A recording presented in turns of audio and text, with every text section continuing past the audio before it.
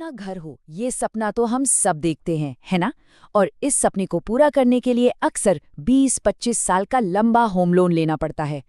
पर क्या ये लंबा सफर वाकई जरूरी है? हो सकता है इसका जवाब आपको थोड़ा चौंका दे। चलिए आज होम लोन को जल्दी चुकाने के कुछ स्मार्ट फॉर्मूले जानते हैं। तो सबसे पहला और सबसे बड़ा सवाल यही है, क्या हमें सच में 20 या 25 साल तक ईएमआई का बोझ ढोना ही पड़ेगा? तो इसका जवाब है नहीं, बिल्कुल भी जरूरी नहीं है।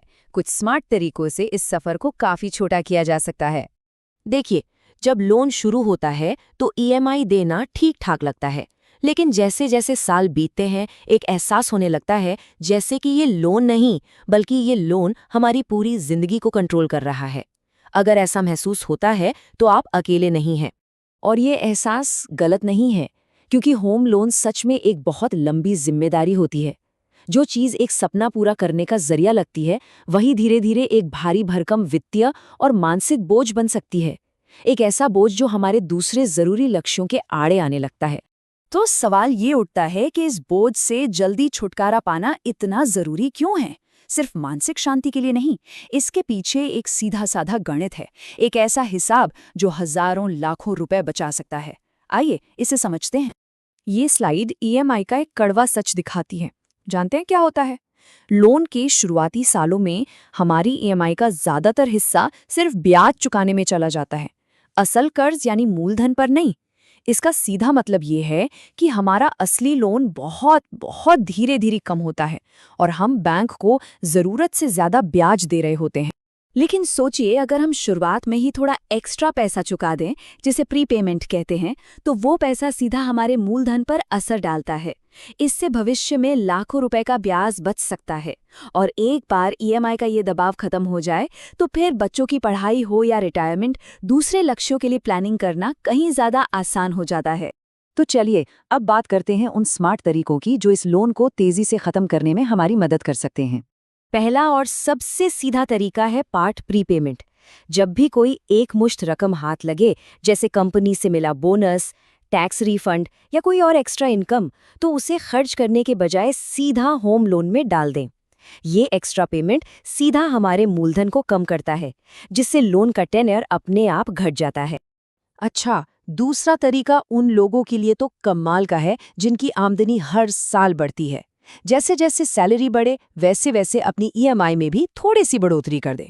ये एक बहुत ही डिसिप्लिन तरीका है जो धीरे धीरे हमारे लोन की अवधि को कम करता जाता है और पता भी नहीं चलता।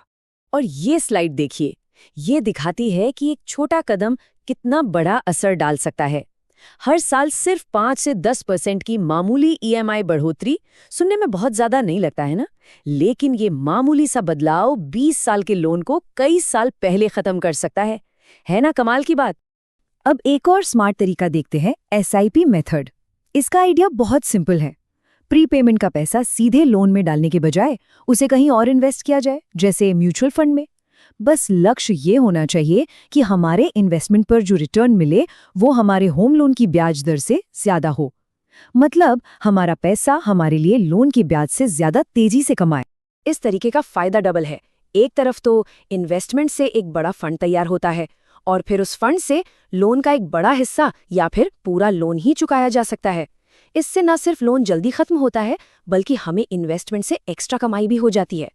अब एक और पावरफुल तरीका है लोन का बोझ कम करने का। वो है बाजार में एक बेहतर डील की तलाश करना। सोचिए, अगर मार्केट में इंटरेस्ट रेट्स कम हो गए हैं, लेकिन हम अभी भी पुराने ज्यादा रेट पर ईएमआई भर रहे हैं, तो ऐसे में अपने होम लोन को किसी दूसरे बैंक में ट्रांसफर करना एक बहुत ही स्मार्ट कदम हो सकता है जो कम ब्याज दर दे रहा हो। इससे या तो ईएमआई कम हो सकती है या हम उतनी ही ईएमआई देकर लोन को जल्दी खत्म कर सकते हैं। लेकिन हाँ, लोन ट्रांसफर करने का फैसला लेने से पहले कुछ बातें चेक करना बहुत जरूरी है। नई और पुरानी ब्याज दर की ठीक से तुलना कर लें। ट्रांसफर में लगने वाले सारे चार्जेस जैसे प्रोसेसिंग फीस का हिसाब लगा लें। और सबसे जरूरी, नए लोन के सभी नियम और शर्तों को ध्यान से पढ़ लें। हमने लोन चुकाने के कई अच्छे तरीके देखे, लेकिन अब आते हैं सबसे जरूरी बात पर, और वो है बैलेंस यानी संतुलन। एक बात हमेशा याद रखनी चाहिए, लोन जल्दी चुकाना अच्छा है, लेकिन अपनी सारी बचत इसमें झोंक देना सही नहीं है। वित्तीय समझदारी और वित्तीय लापरवाही के बीच एक बहुत बारीक सी लाइन होती है, हमें उसे पार नहीं करना है। तो कुछ सावधानियां हमेशा बरतें। किसी भी मेडिकल इमरजेंसी या अचानक आई ज़रूरत के लिए एक अलग इमरजेंसी फंड तो होना ही चाहिए। अपनी सारी बचत लोन चुकाने में ख़त्म ना करें। अपने लोन एग्रीमेंट को भी चेक कर लें कि कहीं कोई प्रीपेमेंट चार्ज तो नहीं है। और हाँ, अपने दूसरे ज़रूरी निवेश और बीमा को कभी भी नज़रअंदाज ना करें। तो आखिर में ये सवाल सोचना बहुत ज़रूरी है, लोन चुकाने की इस जल्दी में सबसे बड़ी गलती क्या हो सकती है?